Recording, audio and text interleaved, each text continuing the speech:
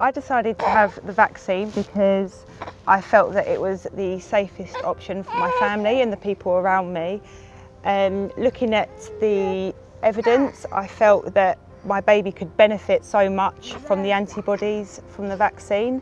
Yeah, it wasn't a decision we took lightly. There was a lot of research, but I felt that that was the best for us. I thought it was the safest option to protect us from COVID. I understood that a lot of research had been undertaken for it, and yeah, I also knew that my baby could benefit from COVID antibodies through me having the vaccine and continuing to breastfeed.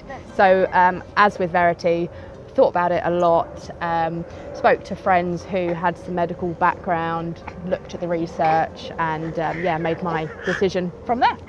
When people ask me about making the decision whether to take the vaccine, my first piece of advice would be to speak to their midwife, because they're going to give them all the most up-to-date information from reliable sources, and they've got their best interests at heart. Yeah, the NHS website is a really great source for information. As Verity says, the midwives have got lots of fact sheets, information, looking at the information that you get, making sure it's a reliable source, and yeah, going forward from there before you make your decision. And yeah, weighing up the pros and cons as well. Things like, actually, there is a very small risk of having a reaction from the vaccine, but actually if you get COVID and end up in hospital, it's much more serious.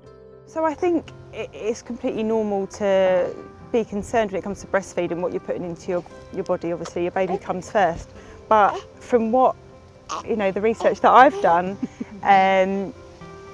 it's safe for the both of you. If anything, there's lots of benefits for your baby. You're passing on vital antibodies, and you can't get that any other way unless you carry on breastfeeding. So I'd say it was a good option for her, for me to get the vaccine, because she's actually protected.